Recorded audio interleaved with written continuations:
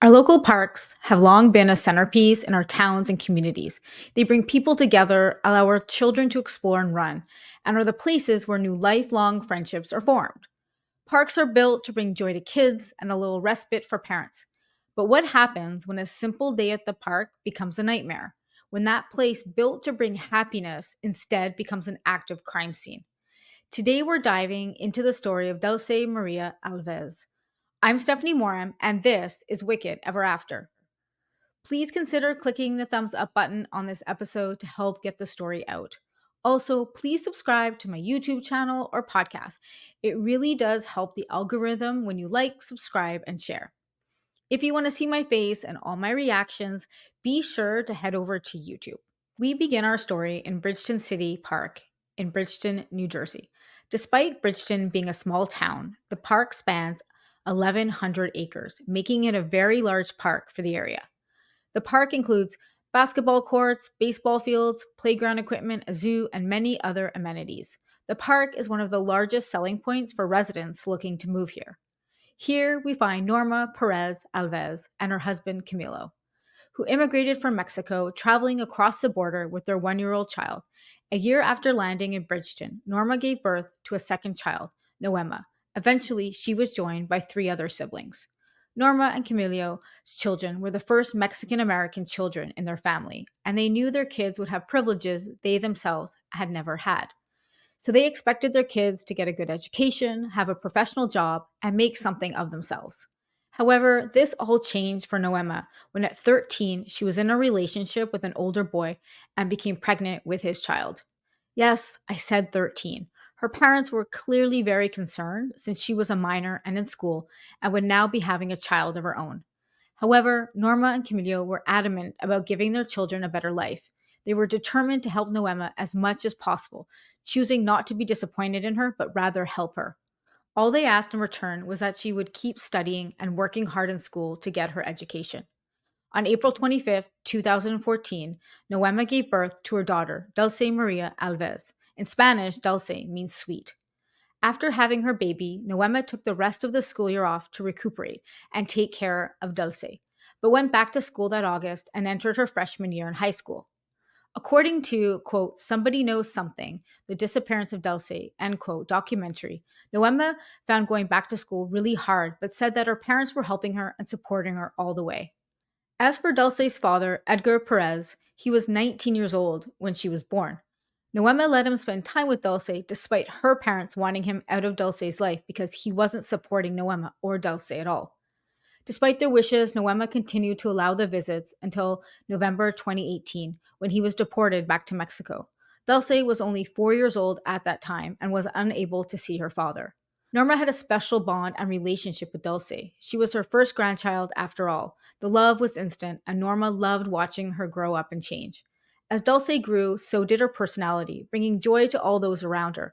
She loved to dance and rummage through her mom's makeup, painting her face for selfies and videos she made on her mom's phone. Noema described her as, quote, sweet, loving, caring, and she liked a lot of things, end quote. But what she looked forward to the most was being a big sister. In 2016, when Dulce was almost 2 years old, Noema gave birth to her second child, a boy named Manuel. Dulce seemed to thrive with her little brother and aunt, who was also 3 years older than her. In the fall of 2019, Dulce and her aunt Camilla attended the same elementary school. Dulce started kindergarten that year, and according to Grandma Norma, Dulce loved school and loved putting on her uniform every single morning. But she went on to say that on the morning of September 16th, 2019, Dulce wasn't happy about anything that morning as she prepared for school. Quote, Dulce was not her usual self. She was crying and saying that she didn't want to go, end quote. The day went as usual, and because Noema was off work that day, she picked up Dulce and Camilla from the bus stop around 3 p.m. She grabbed the girls, walked back to the house, and waited for them to change their clothes into something cooler since the temperatures were warm. The plan? Take the kids to the park, then for ice cream and the promised pizza. At the mention of the park and ice cream, Dulce was excited, jumping up and down, and full of energy. Her morning mood seemingly much improved. Always a fashionista, Dulce refused to wear her sneakers and instead wanted to wear her white dress shoes to the park. Before heading to the park, Noema, now 19 years old, told Dulce and Manuel that maybe they wouldn't go to the park after all because she was extremely tired. explaining that she was tired because she had been keeping a secret. Her secret? She was pregnant with her third child, news she hadn't yet revealed to her parents. However, Dulce got upset and begged her mom to take them to the park. After some back and forth, Noema put them all in the car and drove to the local ice cream shop. Upon arrival, they realized it was closed, so instead they drove to a nearby gas station so the kids could pick out their own ice cream bars. The kids looked through the ice cream while Noema purchased a lottery ticket. Ice cream bars in hand, they piled back into the car and headed about 3 miles to Bridgeton Park. They ate their ice cream in the back seat of the car, and then the kids got out to go play on the playground. Aunt Camilla wanted to join them, but Noema told her she had to finish her homework before she could play. Because of the heat, fatigue, and pregnancy, Noema stayed in the car with her sister and watched Dulce and Emmanuel from the driver's seat window. She had a perfect view of the two except for one area where the swings were located. Growing up, Noema's parents had let her and her siblings play independently in the park all the time while they waited in the car. She admitted that there were typically more people during these times. On this particular day, there was no one else in the area of the park where the kids were playing, but she had always considered the park a very safe place for families, so she didn't think anything of it. While the kids played, Noema went to work on the lottery scratch ticket she had purchased at the gas station. She was unsure of how much time went by, but estimates it was only about 5 minutes. When she looked up, she couldn't see the kids anymore. The last glimpse she got of Dulce was when she was playing on the slides with her brother. Noema immediately asked Camilla to go check on the kids, and a couple of minutes later, Camilla returned to the car with only Manuel. She said that Dulce wasn't there, to which Noema replied, quote, "She has to be there. She couldn't go nowhere else," end quote. Noema joined them, and they all started to look for Dulce, calling out her name in case she was playing hide and seek, but no matter where Noema looked, Dulce was nowhere to be found. Unfortunately, the last person to see Dulce was her brother, who at the time was nonverbal. Instead, he was trying to use signs to communicate with his mom about Dulce, and he kept pointing to a shed next to the playground. So Noema headed over to investigate. In the documentary, quote, "Somebody Knows Something, The Disappearance of Dulce," end quote, Noema returned to that spot by the shed and was visibly shaken as she began to cry, saying, quote, "I don't feel good being here," end quote. It appears Dulce's mom was reliving the same panic she felt 4 years ago in that same spot when she was unable to find her 5-year-old daughter. Once that panic set in back in 2019, Noema started screaming and thinking the entire time, quote, "What if somebody has taken her," end quote. But determined to think positively, she continued her search. In the same documentary, she said that at one point she wondered if she should call the police, but was in such a panic that she wasn't sure how much time had passed or what she should do. During her search, she asked other park visitors if they had seen Dulce, showed them pictures of her daughter on her phone. To her dismay, everyone said no, they hadn't seen her daughter at all. About 40 minutes had passed since Noema had first noticed Dulce missing, when she recognized a familiar face at the basketball court. It was a woman who had gone to school with Noema. When she asked her if she had seen Dulce, the woman said she had seen Dulce running back towards some houses. She had seen a black man walking behind Dulce and that he had probably taken her. Another girl on the basketball court said she had seen a Hispanic-looking man. At that point, Noema decided it was time to call for help. She didn't call the police first. Instead, she called her little brother and told him to come down to the park with the dog in case someone was walking with Dulce. After hanging up with him, she called the police. 911, where's your emergency? I can't find my daughter. Okay, when was the last time you seen her? We were here at the park and people said that somebody took her. Okay. How old is she? She's 5 years old. Okay, and what park are you at? Here in Bridgeton Park. Okay, where at in the Bridgeton Park are you? The one with the basketball court where high school is. Okay, so you're at the basketball courts behind the high school? Yes. Okay. And what was she seen last wearing? She was wearing, give me a second. I don't remember what clothes she was wearing, but she was wearing, I just remember her pants. She was wearing like a flowery pants and some heels, some white heels. Okay. All right, ma'am, stay on the line. I'm going to transfer you over to the police, okay? And you said she was 5, correct? Yes. All right. Hello, ma'am. Hello. Hi, did you see which direction your child went? No, we were in the car. She came down with my son. They were running to the park, and then me and my sister, we came down. But when we got here at the park, she wasn't here. They said that my son was just crying with his ice cream. Because somebody threw his ice cream in the floor, and my daughter just ran away. All right. You didn't see anyone else around there that she could possibly have went with? No, no that I know of. Because we didn't saw no one. There's just some other people that they're here that said that they saw her running through some houses in the back. And they said that they saw two men. They saw a black guy and they saw a Mexican man with two kids. Who's saying that they saw them? Because there's people here in the basketball court that they saw her. They said that they saw her running. They're saying that there's people there at the basketball court that they saw her running through some houses with two black males. She's light-skinned, Spanish. What color top does she have on? I don't remember. Okay. Are you at the basketball court? Yes, I'm right here right now. That's affirmed. She says that she's at the basketball court. And do you have your son with you, or is your son? No, I have my son with me. They say he was crying when we found him. He was just standing there crying. Oh, he was standing there crying. So who? You said that the black males took his ice cream?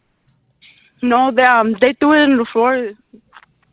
They had threw it in the floor. So the two males took his ice cream and threw it on the floor, and then they left with your daughter?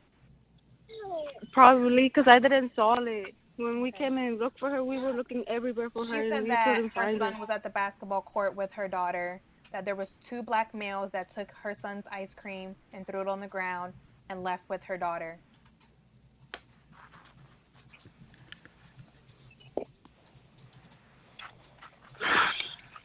Okay, well, we have the officers. Are you on Mayor Aiken? I already have an officer here. Okay. All right, go speak with the police, ma'am, okay? Okay.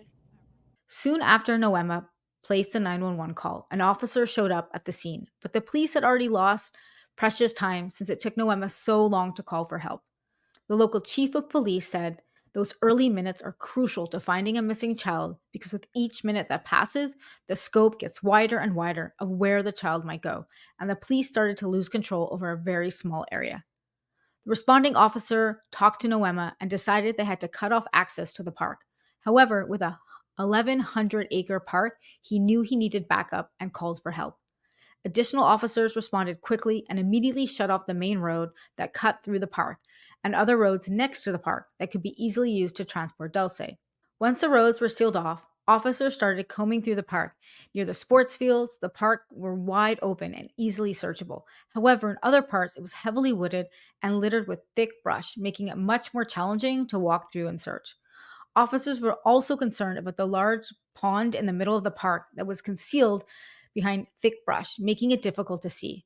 It would have been easy for a small child to fall into the pond without even realizing there was water there, and even more dangerous for Dulce, who didn't know how to swim.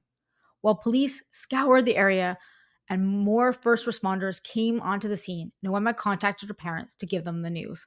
Initially, Norma thought her daughter was joking about Dulce being missing, scolding her daughter for joking about such a serious matter.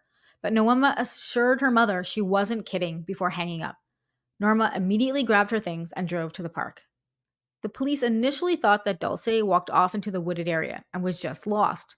They expressed confidence to both that they would find Dulce. However, Noema had made it clear on the 911 call that witnesses reported seeing two different men around Dulce and that they may have taken her daughter. So it was interesting that they assumed that Dulce had wandered into the woods. In their defense, though, the police said they interviewed those witnesses and believed they still made the right call in assuming she had walked into the woods. Time continued to pass with no sign of Dulce, and eventually the police called in other officers from neighboring districts to come and assist in the search, hoping to find Dulce before nightfall. The Cumberland County prosecutor, Jennifer Webb McCrae, quickly led the investigation. Anytime a child under 13 goes missing, her office takes control of the investigation. On the day Dulce went missing, her team was activated at 5:13 p.m. Their main job was to interview the family and witnesses to gather enough information to determine what was happening. The New Jersey State Police were also called almost immediately to aid in the search. They arrived within minutes, and this activated several of their special teams later that evening, including their missing persons unit. At this point, the search for Dulce included multiple departments and several specialized units, including the Aviation Unit, Canine Unit, Urban Search Unit, and many more. But some of those more specialized units would have to travel across the state and wouldn't arrive until the next day, losing even more precious time. Something to note is that no Amber Alert was ever issued on the night Dulce disappeared. The New Jersey State Police are the only ones in the state who can issue an Amber Alert, but they said they didn't have any evidence that Dulce was abducted, therefore didn't make the alert. However, they did post about Dulce on their public Facebook page later that night. It read, quote, "Missing juvenile, 5 years old, last seen wearing brown pants with flowers and butterflies, pink colored shirt with long sleeves, white dress, shoes. Last seen in Bridgeton Park area," end quote. They then asked for any information the community might have. It's also worth noting that security cameras were in parts of the park. Still, none faced the playground, and the ones further down weren't working and had several laps occurring, giving inconclusive data to officers. Again, here we are where there are security cameras and they're not helpful because they're not working. Please check your cameras. After the FBI post was made with Dulce's description, officers started to retrace Dulce's steps, starting with the gas station footage showing her and her brother picking out their ice cream bars. In the footage, Dulce is shown wearing a yellow short sleeve shirt, not a pink long sleeve shirt. Police quickly created a new post with images from the security footage, giving the community more accurate information about what Dulce was wearing. Like in most small towns, news travels fast, and Dulce's disappearance traveled extremely fast. The community was shocked that one of their own had possibly been taken right from under their nose in a public place many loved to visit. Word also spread quickly outside the community, with people who lived as far as 45 minutes away aiding in the search. Many people streamed live on Facebook to give and receive updates from other search teams and community members while combing the streets and the woods. Another person who had heard the news was Dulce's father, who was still in Mexico. And yes, the police did confirm he was in Mexico, since immediate family members are often the first suspects in cases like this. Edgar's brother had come to the park and called Edgar on the phone so he could talk with Noema, clearly worried about his daughter, but Noema was so distraught she could not talk and could not give him any information. Shortly after midnight, with still no sign of Dulce, Noema and her parents headed home to get some rest, awaiting news from the police, but sleep eluded them and no news came.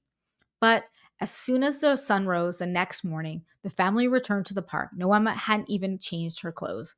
By that morning, on September 17th, Dulce had still not been found, and the concerns between investigators were heightened. But despite their fears, there was still some hope that she was just in the woods, unable to find her way out. By early afternoon, all those special units had arrived at the scene and began their work on foot and in the air. Divers were also combing underwater in search of any signs of Dulce. The community continued to show up in large groups to help with the search, delivering food to officers and searchers. They even brought in an ice cream truck at one point, hoping the jingle would entice Dulce out of the woods if she was in fact lost. Despite the intense search, there was still no sign of Dulce or any evidence of what might have happened to her. However, one canine officer told Noema that the dog had lost her scent when they got to the street, signaling her deepest fears that someone may have grabbed Dulce and got away in a vehicle. The FBI caught wind of the missing child case and immediately offered their services. Soon after, several FBI officers descended on the scene and more action was taken. Roadblocks were set up and the focus shifted more to investigating an abduction. Noema was relieved when the FBI showed up. She knew that they had many more resources and technologies at their disposal, so she assumed Dulce would be found quickly after they arrived on the scene. But when the 24-hour mark passed, there was still no sign of Dulce. Noema grew restless and begged officers to put out an Amber Alert, but the police were still not ready. The state police said there are very specific guidelines that need to be followed to initiate an Amber Alert. First, there has to be evidence that a child has been abducted. Second, a child has to be under the age of 18. Third, there has to be evidence that a child could be harmed. And lastly, there needs to be a solid determination to be made by investigators on the scene that there is evidence that supports the first three. The chief of police on the scene couldn't make any solid determination that Dulce had been abducted and therefore couldn't fulfill the state guidelines needed to issue the Amber Alert. It blows my mind. I get that there are guidelines, I get all of that, but it just seems really unfortunate that an Amber Alert could not have been issued for Dulce. Investigators continued to scour through the security footage at the gas station while community members continued searching the park wooded area with flashlights and drones. Finally, that night, 29 hours after Dulce disappeared, at 9:45 p.m., the New Jersey State Police issued the Amber Alert Noema had been begging for. In the Amber Alert, they described a light-skinned Hispanic male, 5'6" to 5'8", thin-built, and no facial hair, but did have facial acne. It described him as wearing orange sneakers, red pants, and a black shirt. It also said that the suspect was seen leading Dulce away from the park to a red van with a sliding door around 4:20 p.m. on the day she went missing. Once the Amber Alert was issued, the community was on edge. Nothing like this has ever happened in their small community, and most people had moved there because of how safe they felt it was. Many said they had never worried about their kids getting taken. The next day, the prosecutor was asked about the Amber Alert and the vehicle's description in a press conference. She said they were told it was a red van, but were looking at all vehicles since sometimes descriptions can be wrong. They also learned that the suspect's description came from an unnamed child, which sometimes makes information less accurate. It's also interesting to note that the Amber Alert only mentioned the Hispanic male, not the black male, reported to Noema when she was initially searching for Dulce. Police quickly came out and defended this, saying that they believed they had identified the black male and had interviewed him but had not located the Hispanic man. Investigators also said while there weren't security cameras in the park itself, the ones near the roads were used to eliminate all the vehicles seen going in and out. They combed over footage and ran all the vehicles that could be identified, hoping to find a lead. While investigators told the community that Noema was very cooperative throughout the investigation, rumors quickly started that Noema might have known more about her daughter's disappearance than she was leading on. Jackie Rodriguez, a stranger who lived about 40 minutes from Bridgeton, had been following the case online and soon became a spokesperson for the family. She organized search teams and vigils to spread the word about Dulce. Jackie reported that people were sending her info about Noema. She said, quote, "I used to get a lot of random information about Noema's background from friends of hers and family from her past. They told me of her being on drugs and her partying," end quote. To make matters worse, Noema's social media showed previous pictures of her smoking marijuana. Noema admitted that there was a time in her life when she was only concerned about drinking and having fun with her friends. She went on to say, quote, "There was a time I didn't understand how to be a mother and things like I had to be responsible," end quote. When asked about all the rumors, police confirmed that they did question Noema and her family multiple times right after Dulce went missing. The police chief said, quote, "Sometimes tough questions have to be asked and answered for, and often people take offense to that," end quote. But Noema said that a few days after the investigation started, police showed up to her house mad and frustrated and believed that someone in Dulce's family knew more than they were letting on. When Noema was asked if that was possible, she said she wasn't sure. She said they had a very large family and a lot of family members she didn't know. Police were still convinced someone knew something and asked Noema, her parents, and her siblings to all take a lie detector test.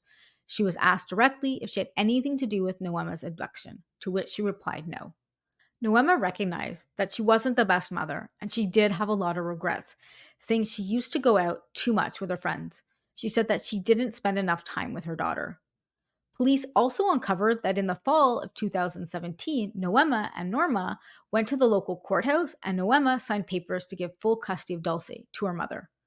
Norma had asked Noema to give them full custody because Dulce was almost always with them and not Noema.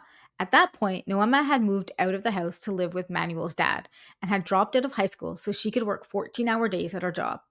While Dulce wasn't living with her, she still saw her daughter on her days off and said she loved her very much. When asked why she gave up custody, Noema said, quote, "I had seen my mom love my daughter a lot," end quote. With Noema trying to get her life together, taking care of her other child, and with one on the way, it seemed like the best decision at the time. Days and weeks went by with no new developments. A whole month after Dulce went missing, a sketch of a possible suspect was released to the public. With this sketch, an updated description was released. This one stated the suspect was wearing a white t shirt, blue jeans, a white baseball style hat. He was Hispanic, 5'7", with a slender build, and 30 to 35 years old. The new description was similar to the initial description in the Amber Alert, but the clothing was quite different. The initial description said the suspect wore red pants and a black shirt, while this one said he wore a white shirt and blue jeans. It also said he had a white baseball hat, which was not noted in the first description. It also said this person was spotted with 2 children under 5. When asked where the second description came from, prosecutors said it came from a witness who came forward weeks after Dulce went missing. The witness wasn't named, but they did say it wasn't a child, like the first witness who came forward for the first description. While the police were short on witnesses, they did investigate Dulce's dad using FBI resources in Mexico.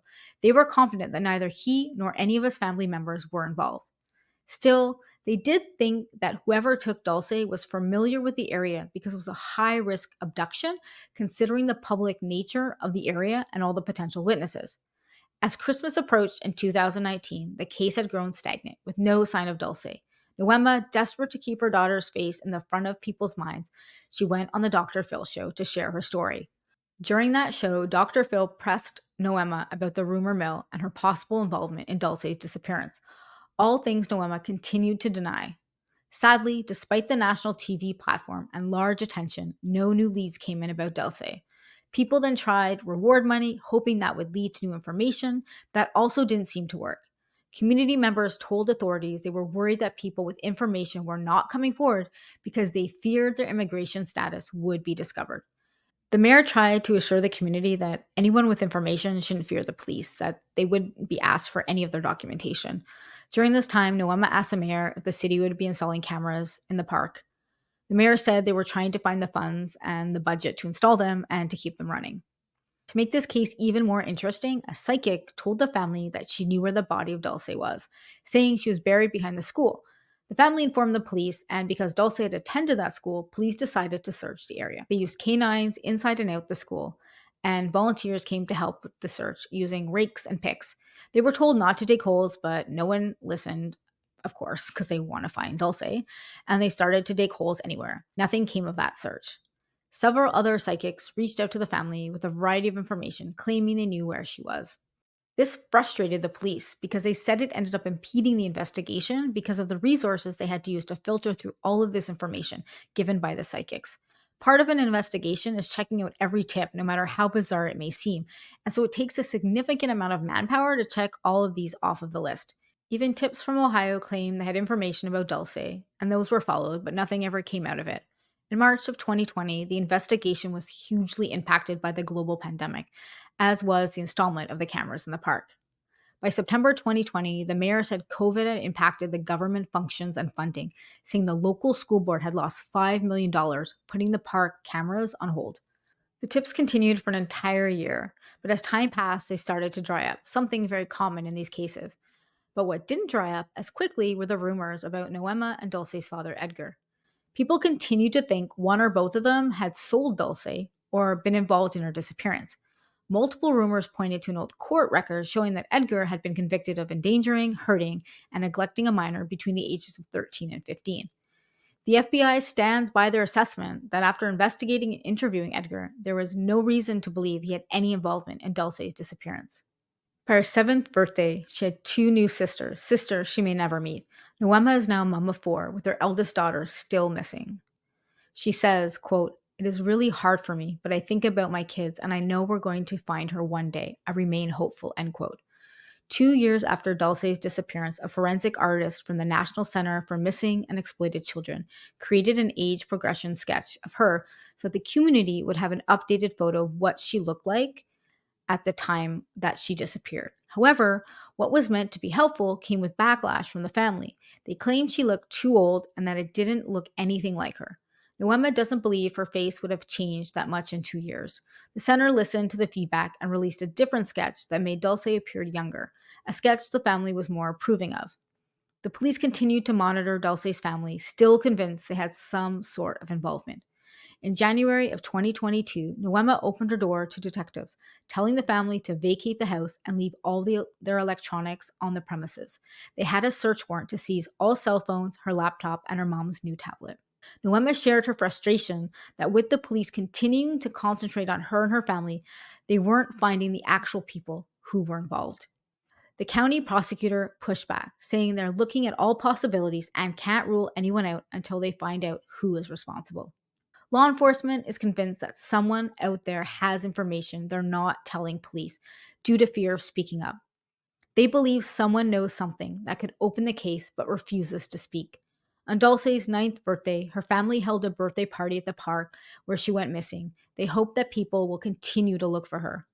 Despite going to the park for Dulce's birthday, Noema doesn't visit the park anymore, saying it brings too many bad memories and makes her feel riddled with guilt about her decision to let Dulce go unsupervised in the park that day.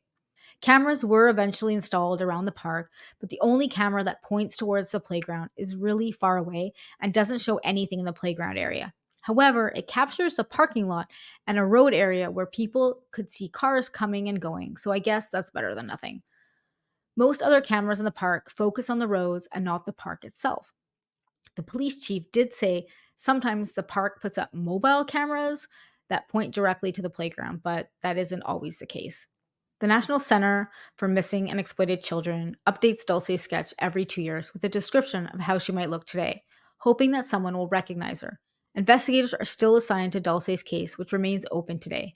Noema continues to hold out hope that someone saw something that day in the park that will help her find her daughter. To whoever that may be, she says, quote, "Please talk and speak up so my daughter can come home," end quote. Home where she's missed every moment of every day, where her bright personality still shines bright, and where she is deeply loved. In the comments, let me know your thoughts and theories and opinions on this case. Do you think the family had something to do with her disappearance, her mother, her father? Do you think it was a complete stranger? Or do you think she wandered off and got lost? Did she fall into a body of water? If you have any information about Dulce's case, please call 1-800-843-5678. Please hit the subscribe button on YouTube or whatever podcast platform you're listening on. You can stay connected with me on Instagram and TikTok at This Is Stephanie Moram. You can share your case suggestions with me by email at steph@stephaniemoram.co, or you can simply send me a DM. Thank you so much for listening to Dulce's story. Until next time, stay safe out there.